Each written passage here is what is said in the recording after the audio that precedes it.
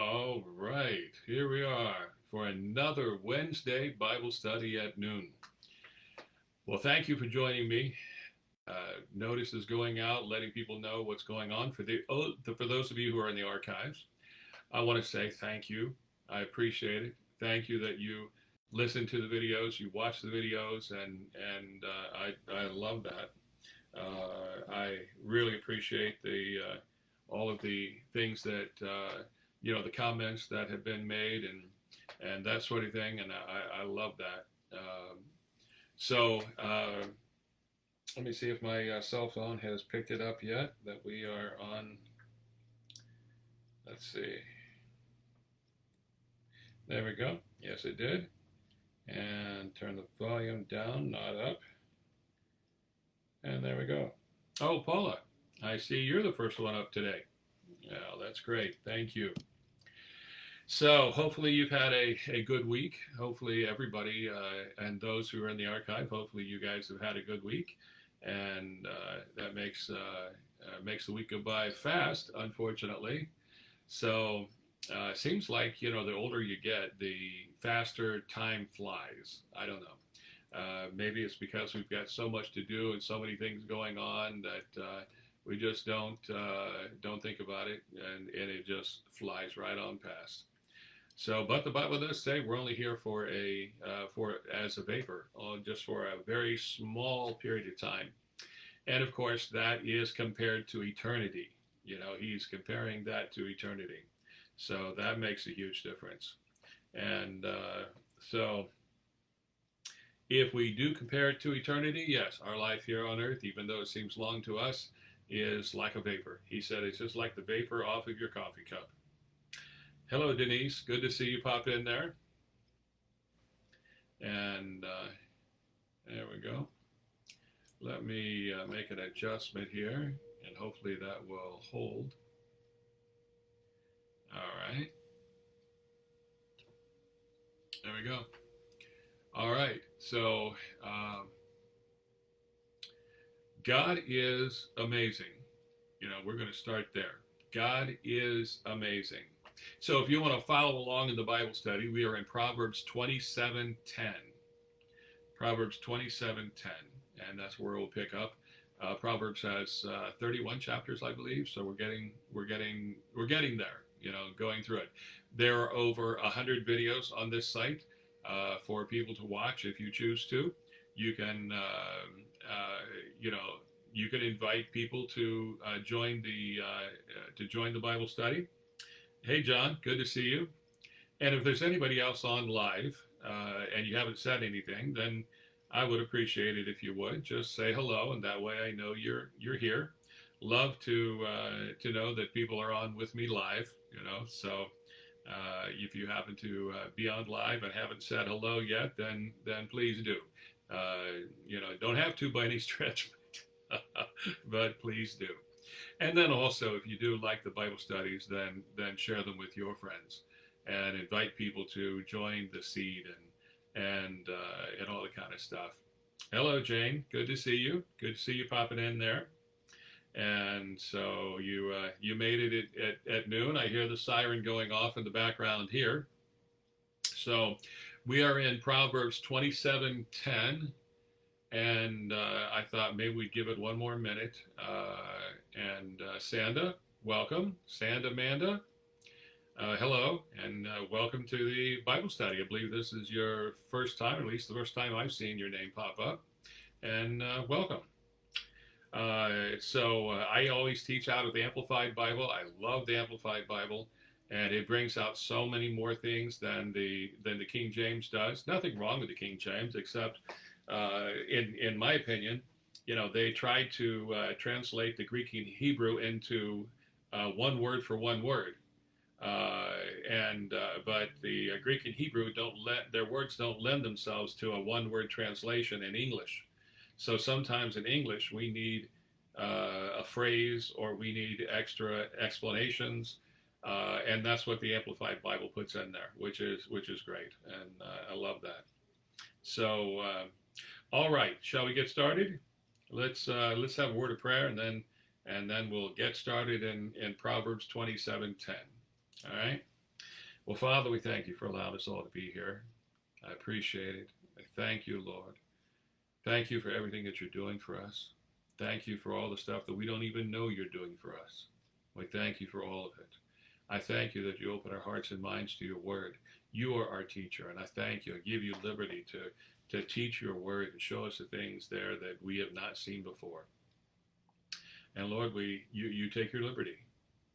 And I thank you and praise you. In Jesus' name. Amen. All right. Proverbs 27:10. So he says here, now keep in mind, I'll just preface this again, is that he is talking to his sons. He is having his sons there, and these are princes who will have government jobs as, when they come of age. And so he wanted them to, that's what Proverbs is all about, is helping them develop their character, understand how the world works, understand all the things that they needed to know in order to be able to do their jobs properly. Well, the same thing works for us, as far as that goes. And so he starts off here in verse 10. He says, your own friend and your father's friend forsake not. It's like, wow, yes. And he wants us to, he says, don't forsake your friend, don't forsake your father's friend. He said those are relationships that have been developed over years and years. He says, in fact, he says, also, don't go to your brother's house in the day of your calamity. So when something goes wrong, when something is not going right in your life and you need somebody's help, he says, best not to go to a brother. He says, better is a neighbor who is near in spirit than a brother who is far off in heart. Sometimes, I have seen times when people are in kind of a crisis mode. They go to their family, and their family oftentimes says, hey, you made your bed, you lie in it, whereas a friend will help you through it. And that's what he's talking about. He says, you have a neighbor that has become a friend, a person that doesn't have to be a neighbor. A neighbor could be anybody, a person in the church, a person in the community that you trust.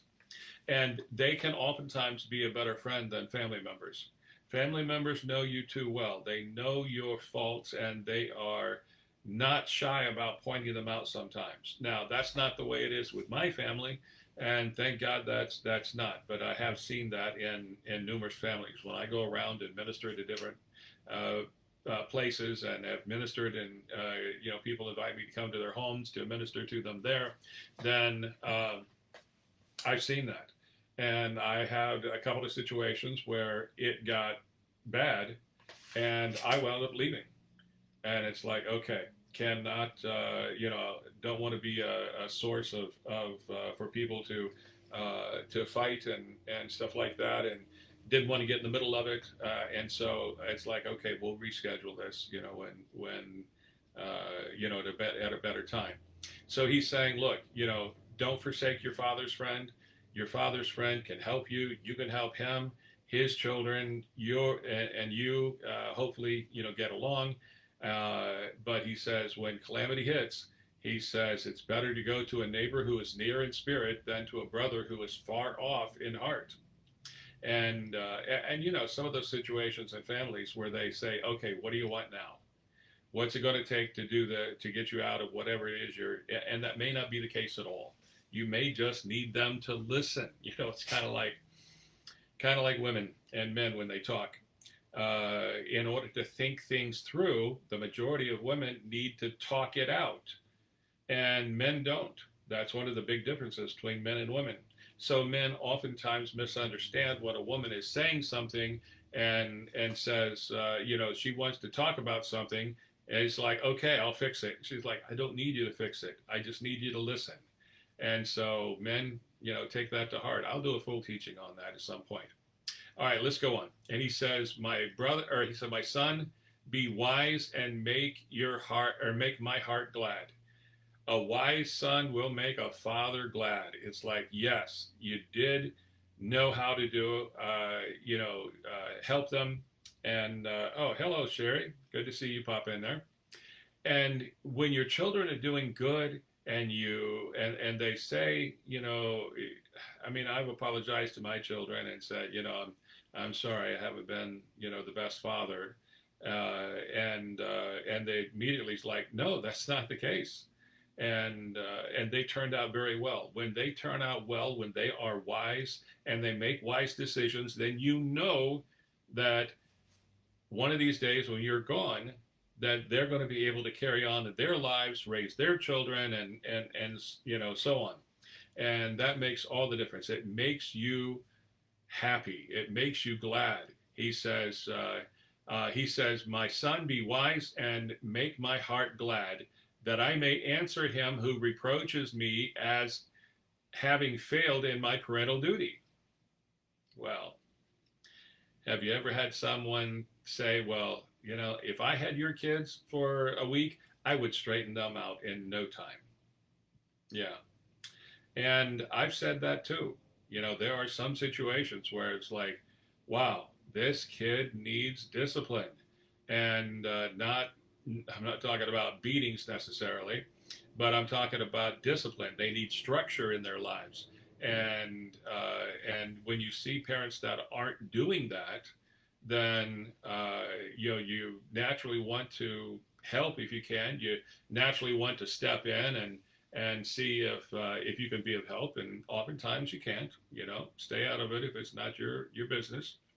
But he says, look, when you get, and he's talking to his sons, and he says, when I see that you make wise decisions, that makes my heart glad. Because he was the king, people would say, oh, well, you didn't do a good job in raising your children. You were too busy with the affairs of state. And he's like, when I see that you've made wise decisions, that makes my heart glad, because then I know I have not failed as a parent. And one of the worst things that a person can do is feel like they have failed as a parent, and then the kid just goes off and does their own thing, gets in trouble all the time. But that's their choice too. You got to keep in mind, not necessarily your fault. It's that kid has choice, and we had a niece that lived with us for about 3 years, and she just headstrong and decided to go do what she wanted to do. And I don't know where she's at today, but she's been in jail, she's been homeless, she's been this. But I had told her, if you will just do what I tell you to do and follow the rules like everybody else, like all the other kids do, then I'll help you. And in fact, I'll see that you get to go to college, and we'll help you through all that. And she would have none of it. Sometimes there's just nothing else you can do. Okay? All right, let's go on. He says, a prudent man sees the evil and hides himself. Yeah, that's true.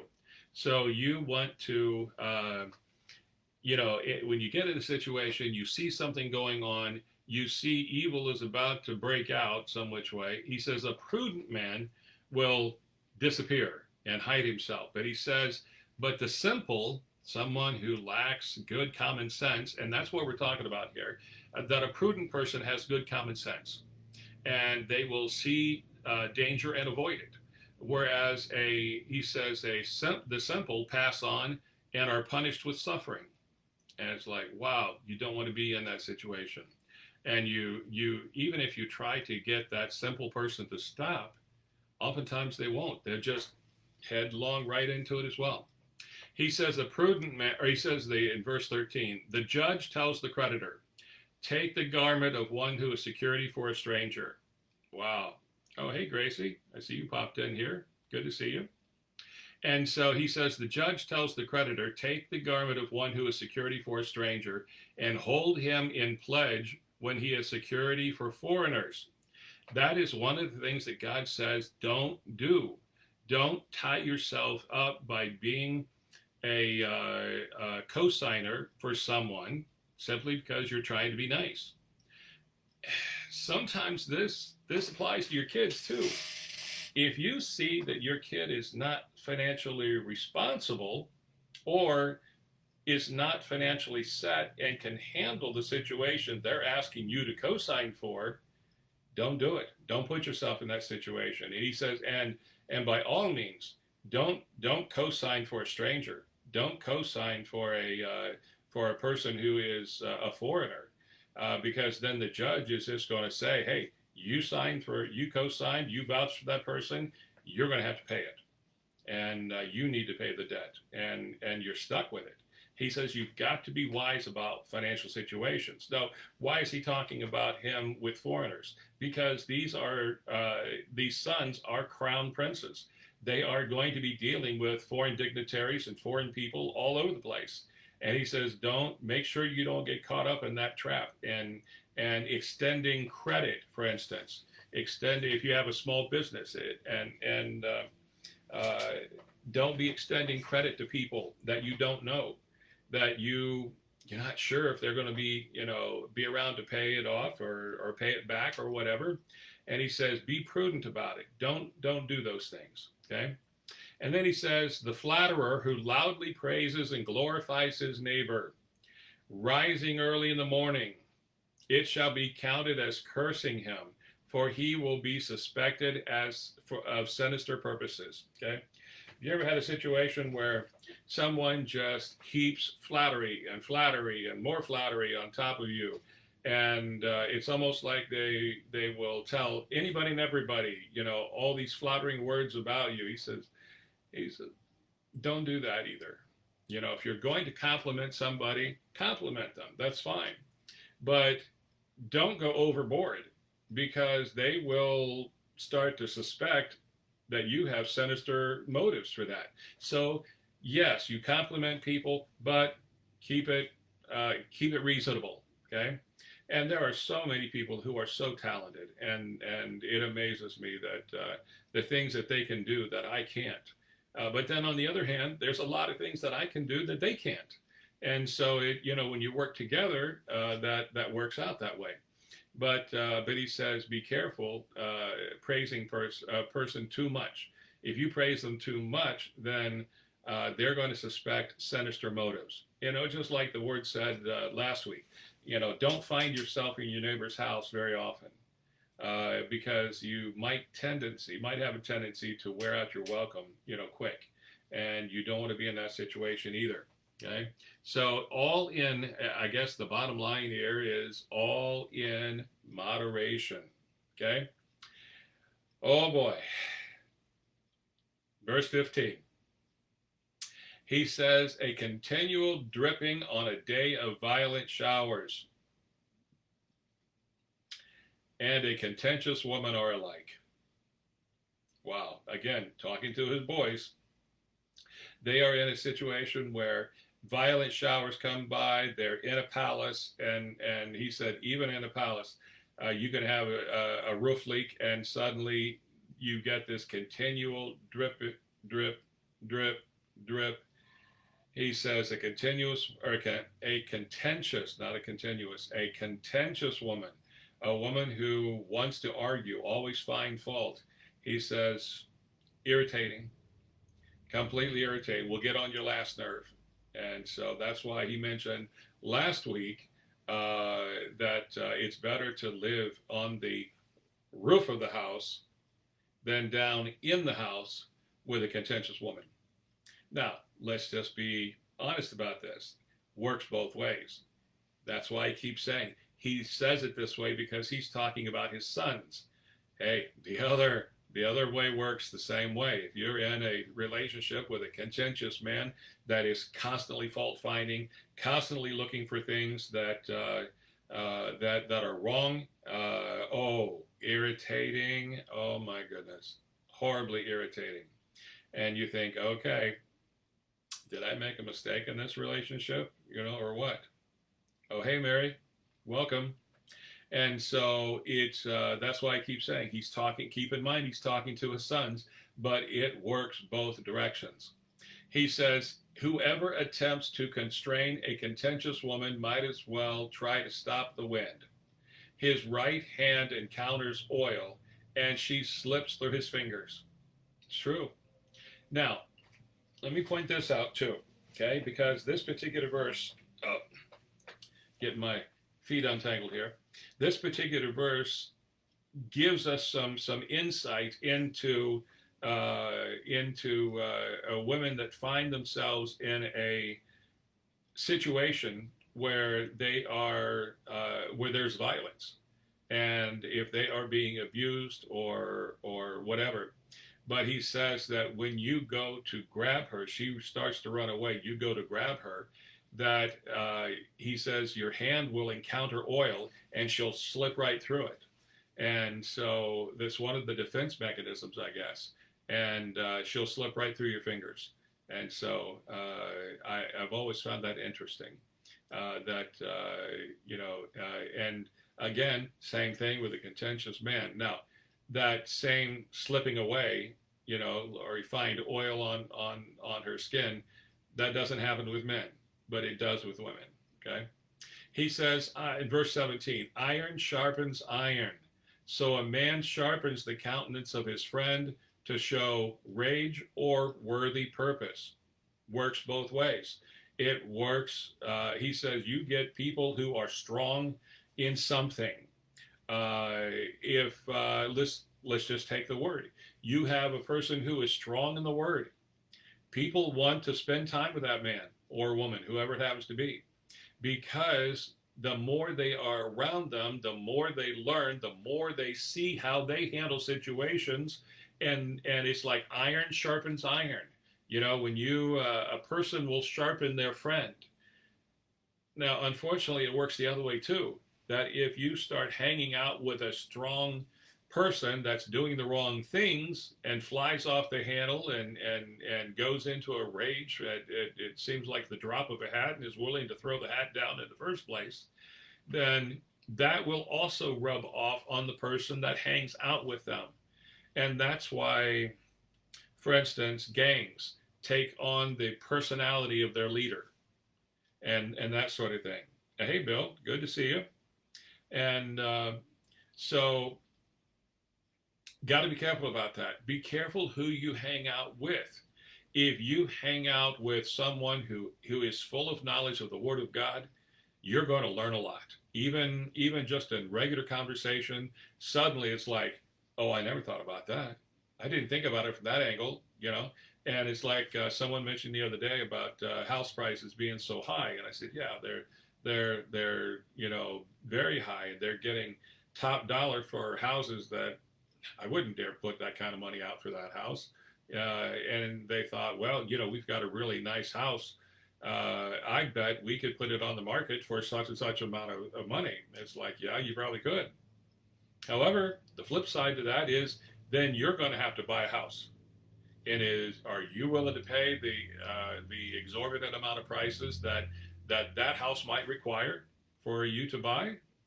And you got to think about it both directions. And a lot of these people who have purchased these homes, they've laid cash down for the homes. They have put $10,000, $20,000, $30,000 over asking price just so they could get that house. Okay, all it takes is the economy to shift a little bit and settle down, and they're suddenly upside down in their loans. And so got to be careful about that sort of thing.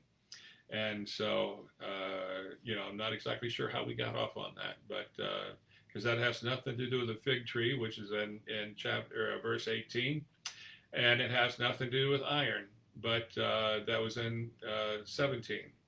But again, in 17, be careful who you hang out with. Those people, if you want to grow, then grow with people. And, oh, hey, Martha, I see you popped in there. You and Bill both. And so be careful who you're hanging out with, because they will rub off on you. If they have business acumen that you don't, you can learn from that. What do they have to teach you? What do you have to teach them? It's like the Bible says, he says, listen to the men with a hoary head because they're wise.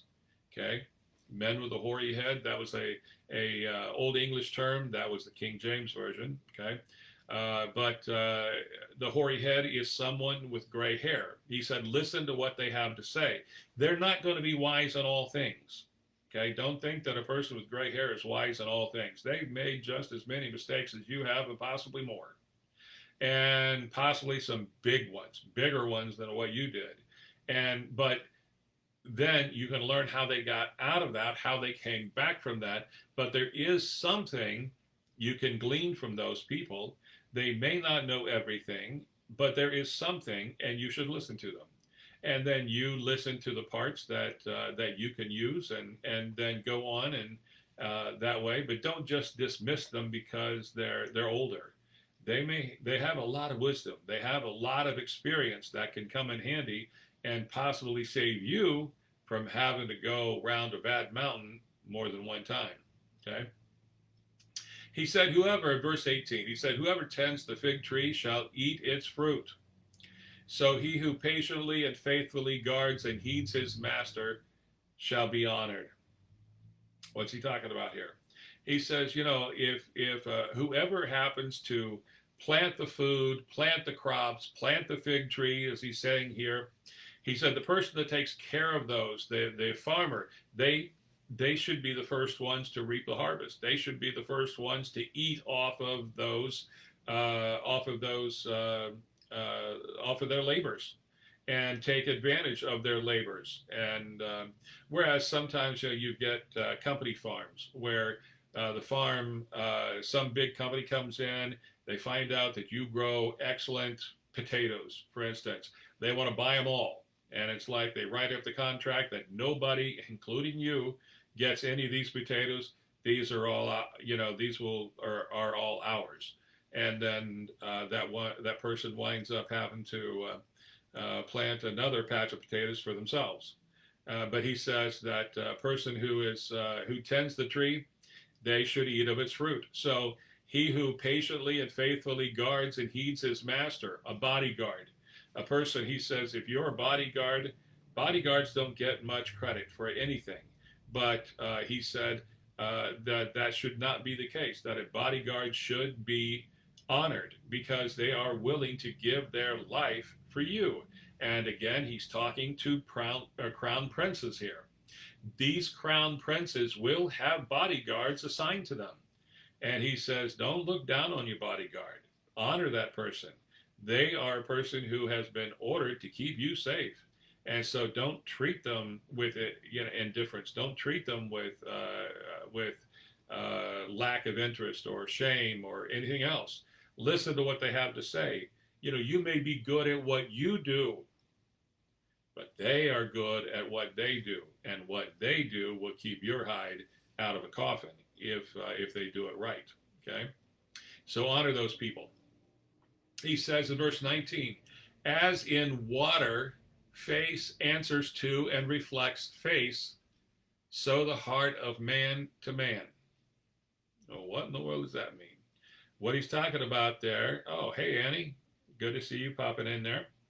What he's saying is when you look in water, if you go up to a pond, you go up to a stream, and the water is still, and you kneel down there to get a drink, you're going to see your face. Okay, now keep in mind back then, there weren't a whole lot of mirrors. And so he's talking about the reflection of your face in water. And he says that as water answers, face answers to face. You see your face, and if you talk, it's like you're talking to yourself. And he says, but the same thing happens, so the heart of man to man. And he says your heart will also do the same thing. It will reflect back to you who you actually are, what you're like, what kind of a person are you like, and that sort of thing. And it's good to listen, So he goes on, verse 20, he says, Sheol, the place of the dead, and Abaddon, the place of destruction, are never satisfied. So the lust of the eyes of a man is never satisfied. So he says there's never when it comes to hell, when he's talking about Sheol, the place of the dead, or Abaddon, the place of destruction, he says there's never a no vacancy sign. Never. They are big enough to handle any amount of people that have to come, breezing through at that time. And so, but he says they are never satisfied. So it's like your eyes. He's talking about. Then he says the eyes of a man are the lust of the eyes of a man is never satisfied. Okay. Well, what is lust in the first place? Lust is okay. Let me back up just a second. Years ago, a young man came to me and he says, "Am I really going to go to hell?" And I said, I worked with this young man for a couple of years, and I said, "So you ran into Daniel, did you?" And Daniel was a very, at the time, hyper religious person who would point out your faults in a second, And it's like, but the Bible says to get this timber out of your own eye before you go try and get the speck out of somebody else's eye. Well, that wasn't the way Daniel operated. Daniel was very critical, and he would tell you in a heartbeat.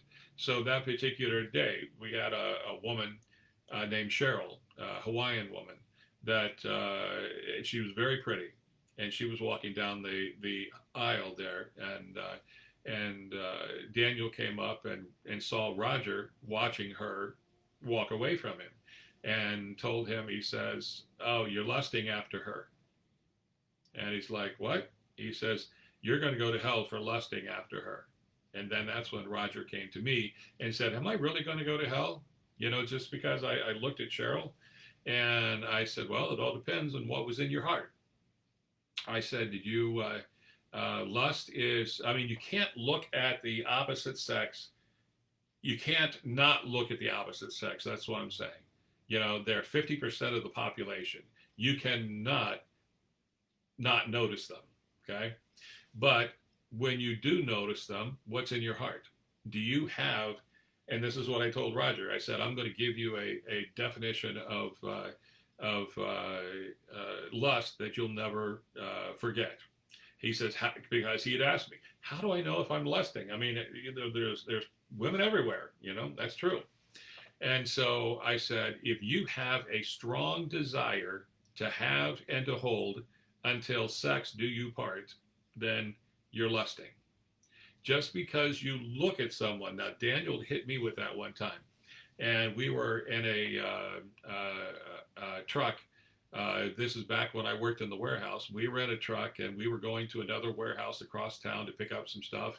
And on the way back, we stopped at a light there at Capital University here in Columbus. And there was a whole host of drill teams going through their paces. They were having a drill team clinic there, apparently. And so I'm sitting there at the light, and I'm driving, and I'm looking over, and I'm watching the girls go through their paces and stuff. And suddenly Daniel, "Hey," I said, "What?" He said, I looked up at the light was still red, and he says, "You're not supposed to lust after those girls." And I said, "Daniel, I was not lusting after those girls. I was just watching them go through their paces." "Well, the Bible says you look at a woman to lust after her." And I said, "Yeah, it does. It doesn't say you can't look at a woman. It says if you look at a woman to lust after her, okay, now that's where the issue pops up, okay? And so that's because, and Daniel, his definition of lust is you looked.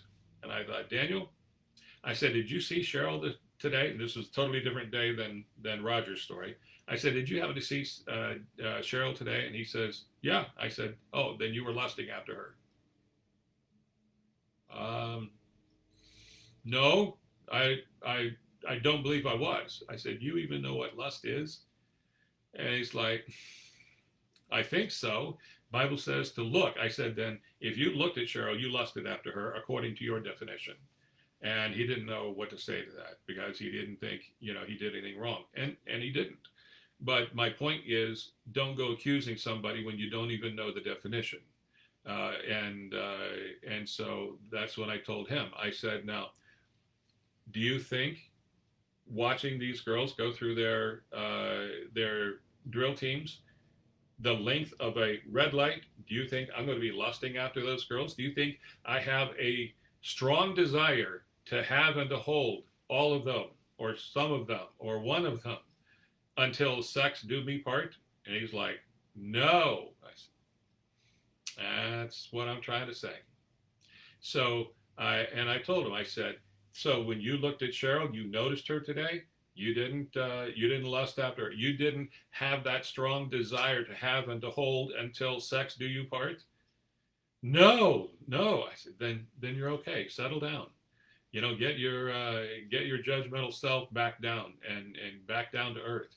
Find out what you should be talking about, and what instead of judging people, how about we encourage them? And so makes a huge difference.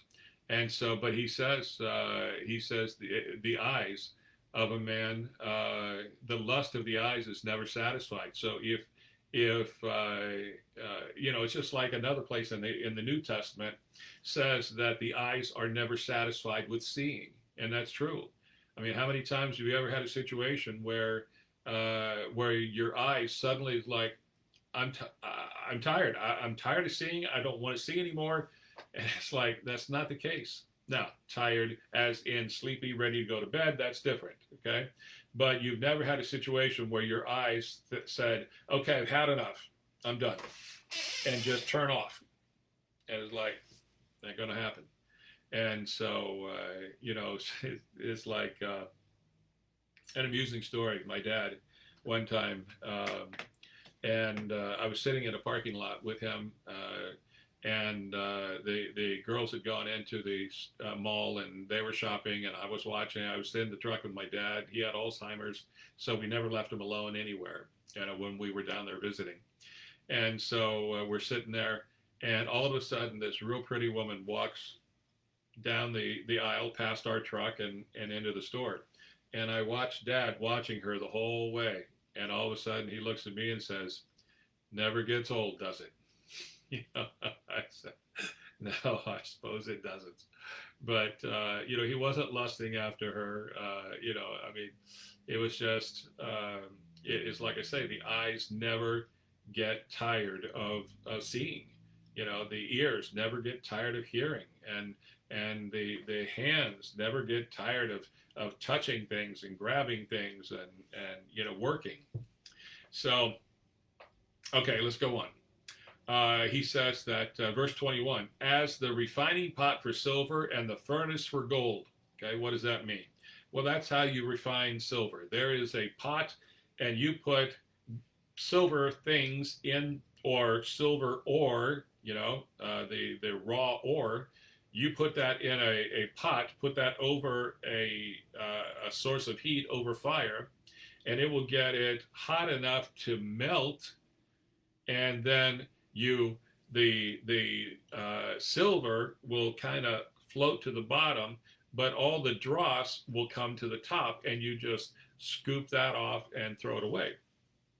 So he says that's how you refine silver, to the point there you do that several times with it, and then that way you get all the impurities out of it, or at least as much of the impurities as possible. He said the same thing. He said a furnace is for gold, and he says it brings forth all the impurities of the metals. Yeah, they were all, people of this era were all aware of how that worked. And he says, so let a man be in his trial of praise, ridding himself of all that is base or insincere. Wow. For a man is judged by what he praises and of what he boasts. Well, keep that in mind. A man is judged by what he praises and by what he boasts. So you've got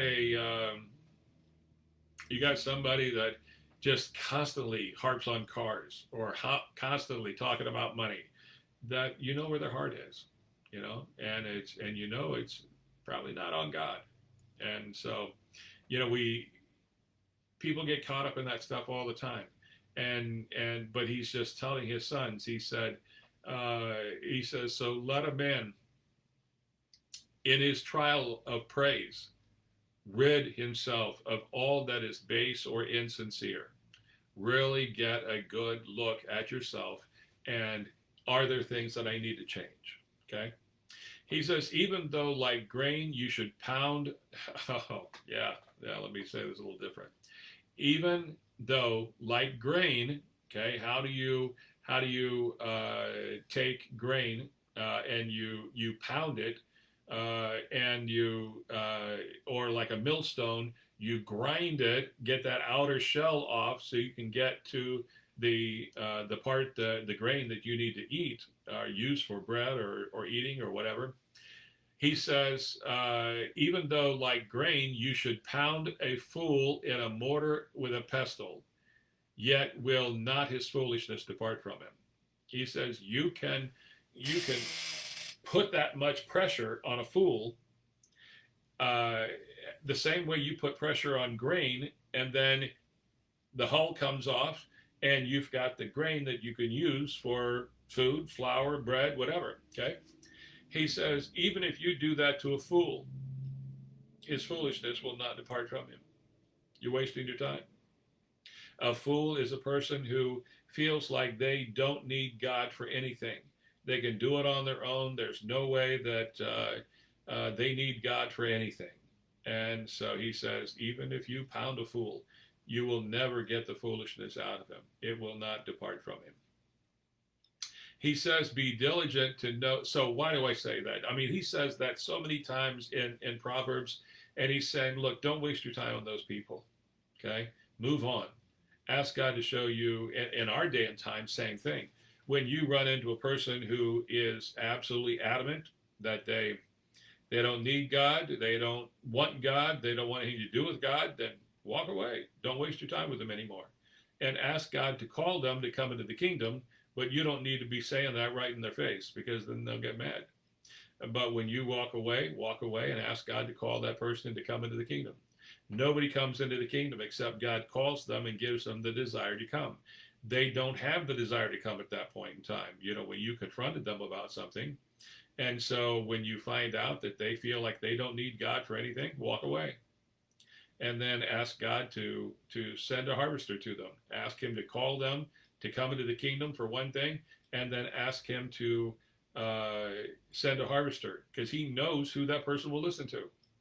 Makes all the difference. Okay? He says, be diligent to know the state of your flocks and look well to your herds. For riches are not forever. Does a crown endure to all generations? No. That's what he's saying here. He says, be careful.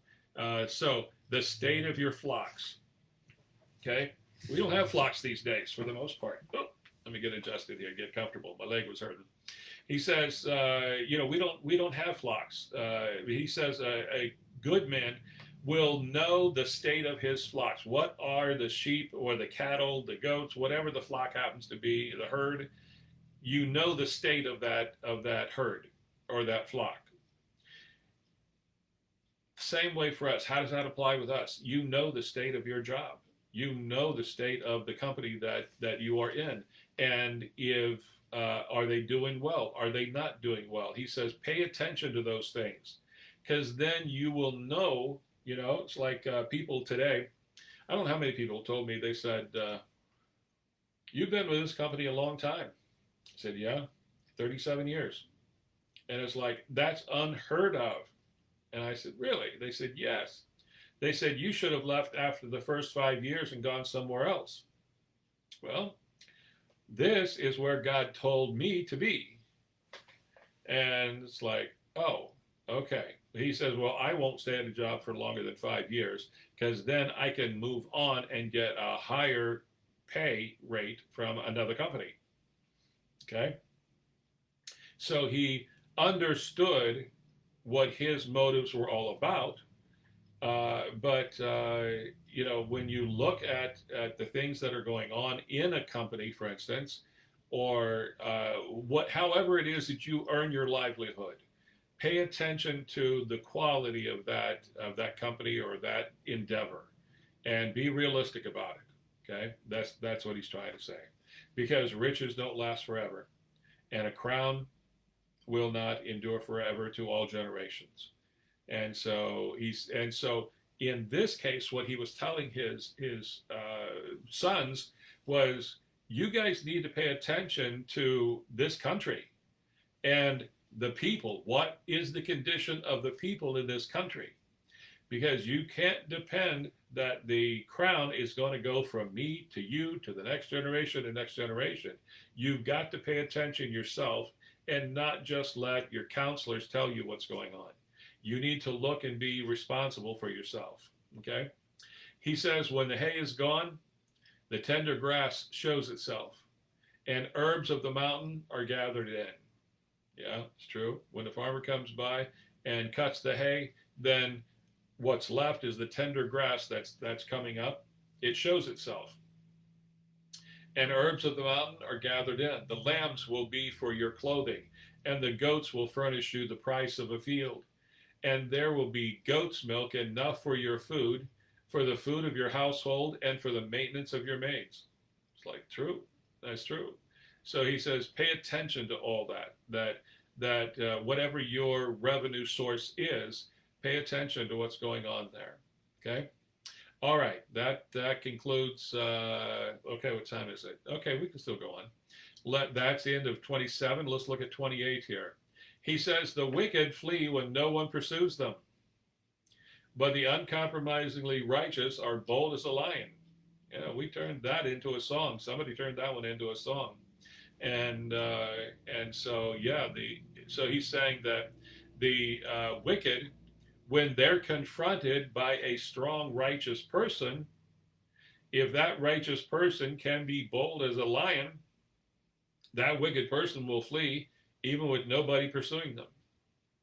And when you confront somebody that way, who is not doing right, and you confront them about it, he says, you can be bold as a lion. Just make sure that if you're going to be bold as a lion, that you're correct in what your assumptions are. Otherwise, investigate. Find out what's going on.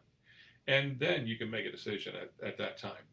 Verse 2 says, when a land transgresses, it has many rulers. But when the ruler is a man of discernment, understanding, and knowledge, its stability will long continue. Wow. Yes. And so he says, when a land transgresses, when they fall away from God, then they have many rulers. Because it goes from one person to another person, it's unstable. He said the whole country is unstable in that case. But when the ruler, or in our case, the president, is a man of discernment, understanding, and knowledge, then there is stability. And it will continue. It will long continue. Okay, that makes sense. He says, a poor man who oppresses the poor is like a sweeping rain which leaves no food, plundering them their last morsels. Wow. A poor man has no friends. And he mentioned that in a couple of places up in a couple of the earlier chapters in Proverbs. And he says here, a poor man who oppresses another poor person, he said that's like rain that sweeps through and leaves no food. It plunders everything. He said that poor man who oppresses another poor person will take everything they've got. It's like, wow. He said, those who forsake the law of God and man praise the wicked, but those who keep the law of God and man contend with the wicked. Okay, they contend with them. So when a person forsakes the law of God, so forsakes the Bible, then he says those who forsake the law will wind up praising the wicked, and you don't want that. But he says those who keep the law of God and man contend with them. They will contend with the wicked and not just be a doormat for the wicked person to walk over. Okay, I think that's pretty self-explanatory. Those who forsake the law of God and man praise the wicked. I just said that, didn't I? Let me scroll up to another verse. Verse 5. Yes, that is the first mistake I've made today. I think. Maybe not. Okay, verse 5. Evil men do not understand justice. Boy, that's for sure. Had a situation one time where a roommate of mine, something had come up missing. Turns out this one roommate had it. And it's like, why did you bother my stuff? Because you left it out. What does it matter if I leave it out? He says, you leave it out and it's free game. I couldn't believe it. I thought, are you saying that if I don't put something away in my drawer, if I leave it on my dresser, in my room, if it's out of my dresser drawer, it's free game for you to take? Yes, yes. Well, we learned him a new lesson. That is never going to be the case. Bold as a lion? Okay. And so let's go on. And he says that evil men do not understand justice, but they who crave and seek the Lord understand it fully. Yeah. Better is the poor man who walks in his integrity than he who willfully goes in double and wrong ways, though he's rich. That's true. You know, the person who is poor, but they have their integrity, they know what the word says, for instance, they know what's right to do. Even if they're not Christians, they still know what's right. And God has written that on the tablet of our hearts. But if we ignore that, and he says it's much better to be poor and walk in your integrity than to be rich and walk in unrighteous ways and double in wrong ways. And so he says, stay away from those people, okay? Whoever keeps the law of God and man is a wise son, but he who is a companion of gluttons and the carousing, self-indulgent, and extravagant shames his father. Wow. Wow. That's a mouthful. Gluttons, carousing, self-indulgent, and extravagant, that shames his father. But a person who keeps the law is wise. Okay, he who by charging excessive interest and who by unjust efforts to get gain increases his material possession, gathers it for him to spend, who is kind and generous to the poor. He says, even, how did he say it differently? In another place, he said, God has stored up the wealth of the wicked for the righteous.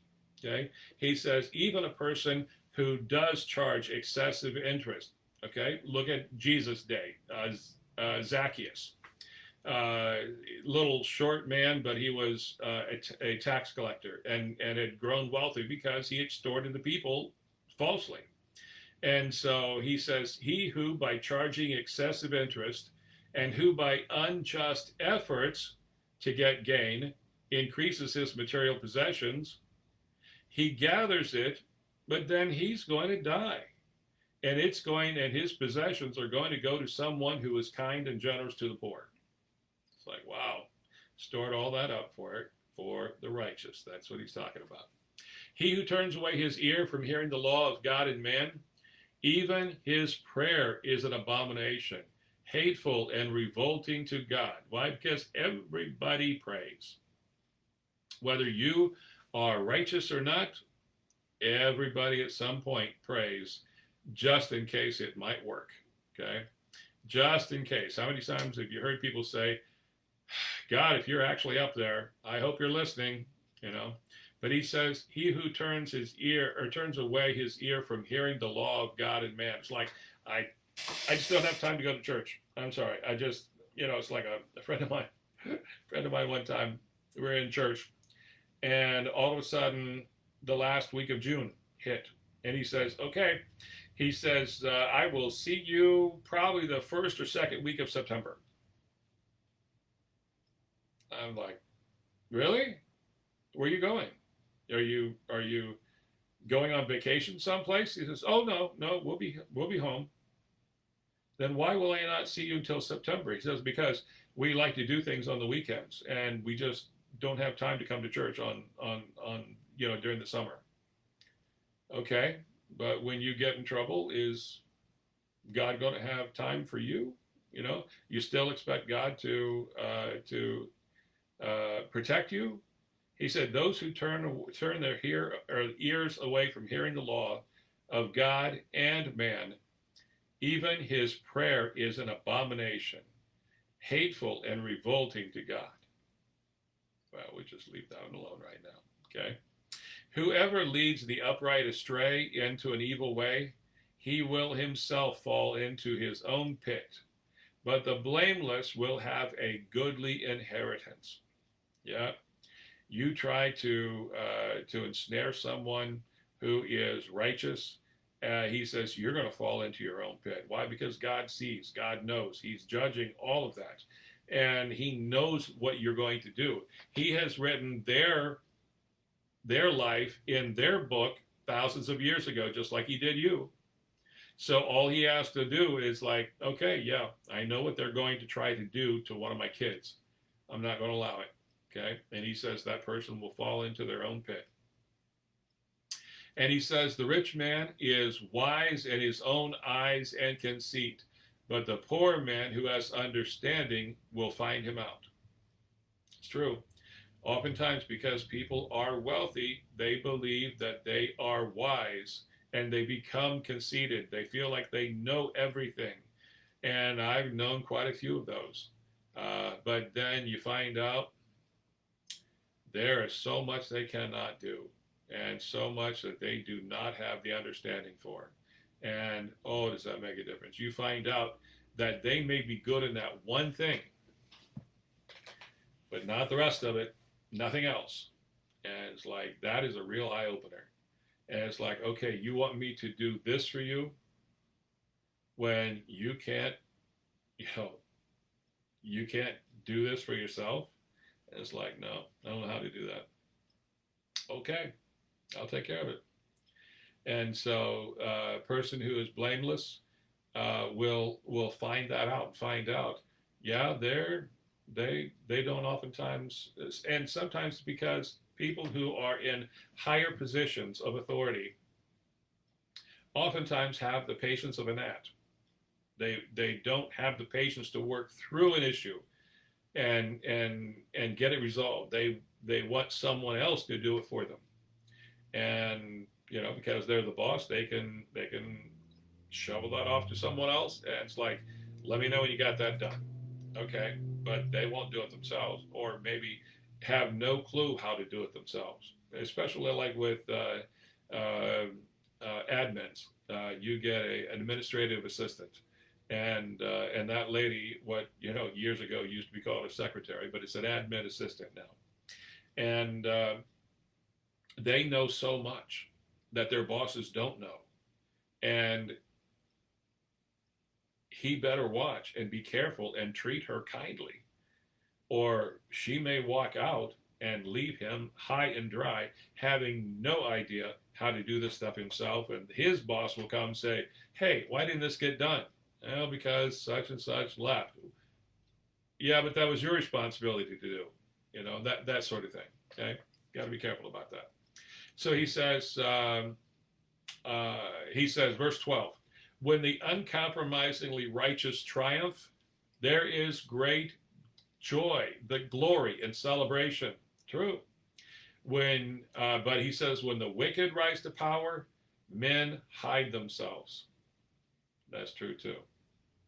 And okay, let's see. I see what time it is. Okay, one more. He who covers his transgressions will not prosper, but whoever confesses and forsakes his sins will attain mercy. That's why God says, look, all you have to do is ask me to help you. All you have to do is ask me to forgive you. And then let's start over again. Okay, maybe you're not going to get kicked out of the kingdom for being a bad son or daughter. You may just be a bad son or daughter, as it turns out. But you're not going to get kicked out of the kingdom, and you confess, you either to someone or to God, confess to God, ask His forgiveness, and it's done. Okay? All right, this looks like a good place to stop. Let me make a note here, and we will take off here next week. Okay, what is today?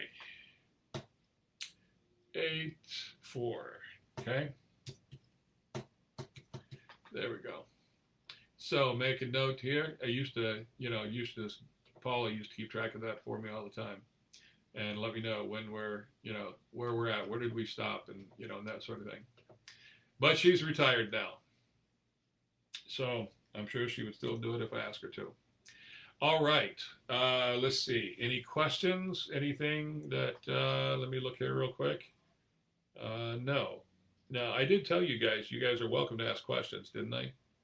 And even if we're now that the program is basically at the end, you can still go into the archives and ask questions there, and I'll get the notification. Just hashtag me in it, so that I will get the notification and be happy to answer your questions. Okay. All right. Well, thank you for joining me for another Wednesday Bible study.